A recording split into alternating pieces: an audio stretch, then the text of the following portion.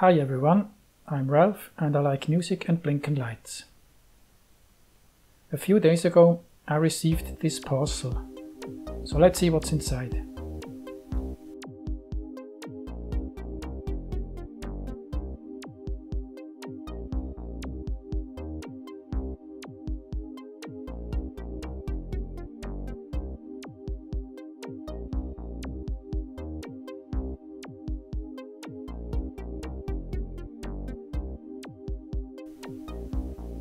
This is the Pocket-Miku, a voice synthesizer that can sing in Japanese.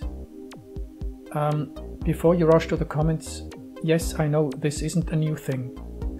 It was released about 4 years ago, but I didn't know that until I saw a video by Japanese producer and synthesizer expert Katsunori Uchiie, in which he presented it.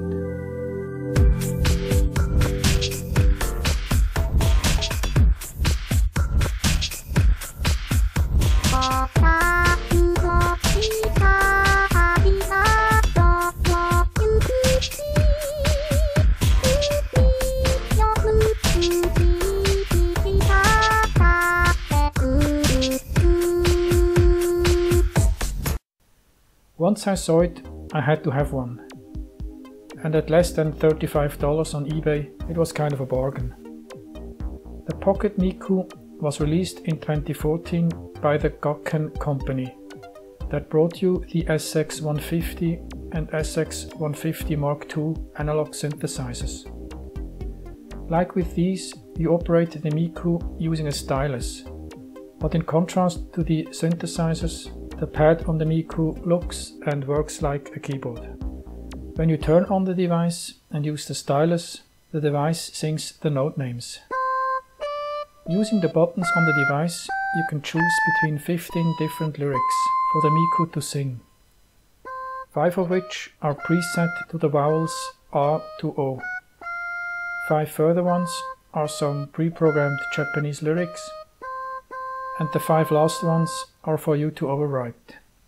You can actually overwrite all of them, but since the last 5 ones are copies of the other lyrics, that's the first ones that I changed.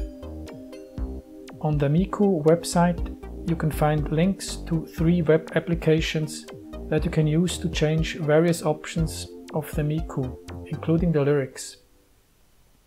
It connects to the Miku using the so-called web Midi interface.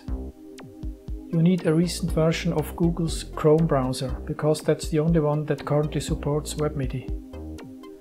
Now, I don't speak Japanese, and while that may be a reason, it's certainly not an obstacle not to try creating lyrics all the same. So here's 2 short phrases that I made up. The Miku web application supports only hiragana, so I had to piece them together using a hiragana table I found on the intertubes. Music and blinking lights. Music and blinking lights.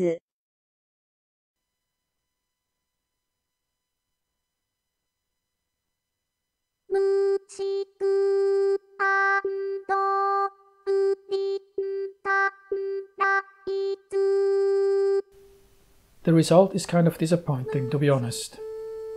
While you can clearly hear music and blinking lights on Google Translate, you can hardly understand anything on the Miku. So I tried another phrase. And again, what you can just about make out on Translate is almost incomprehensible on the Miku. I come by my shorts. I come by my shorts.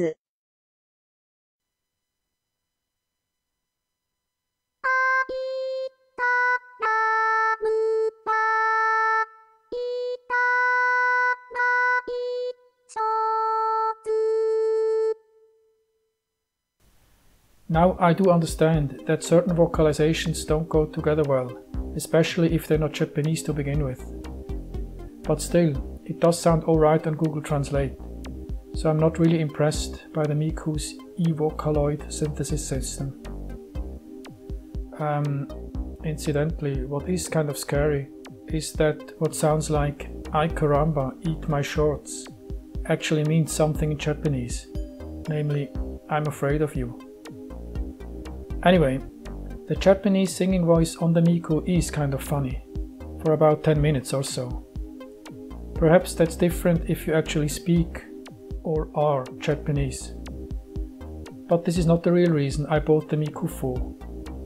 What's cool about the device is that it contains a complete general MIDI compatible sound engine, the NSX-39 from Yamaha.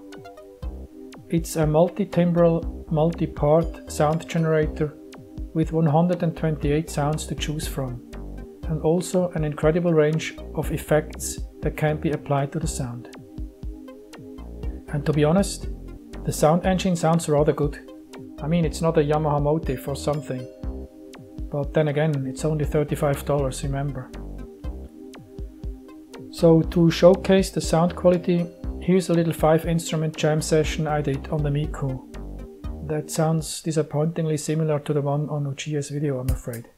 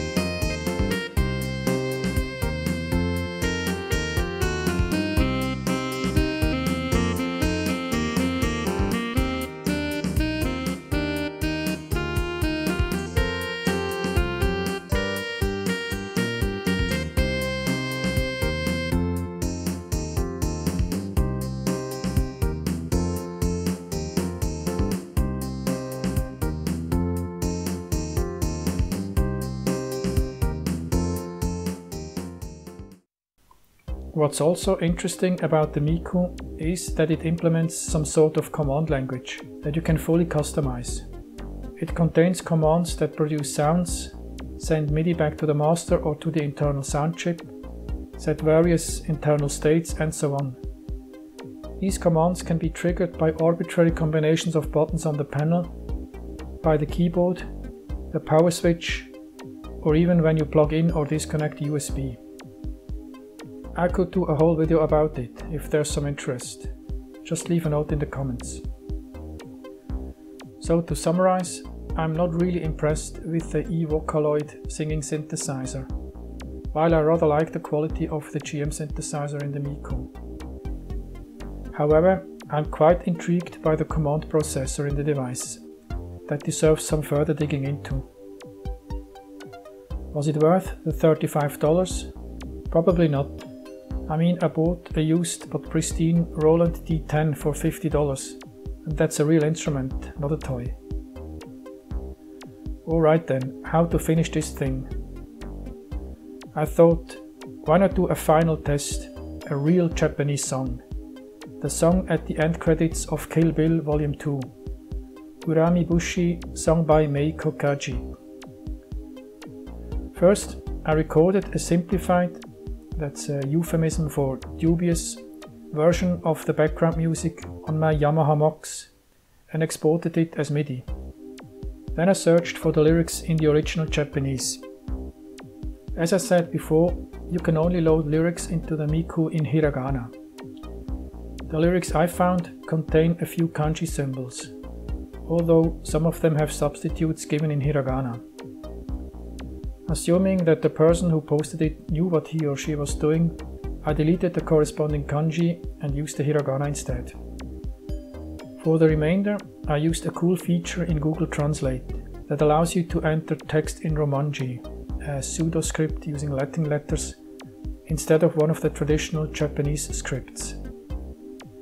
To remove the kanji symbols from the lyrics, I copied the Romanji text underneath the text box back into the text box.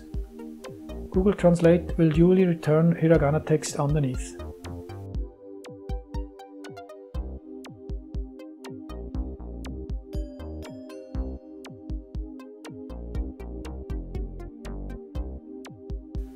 So I copied, sanitized, checked and reformatted the first 2 stanzas of Uramibushi and loaded them into 2 free slots on the Miku.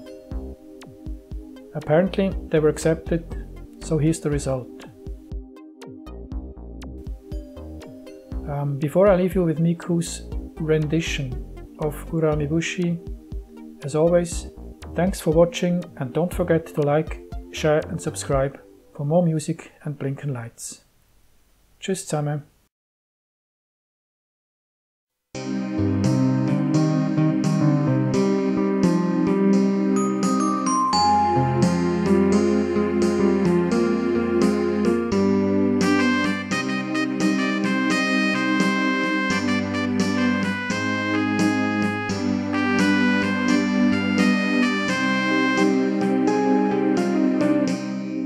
Thank you.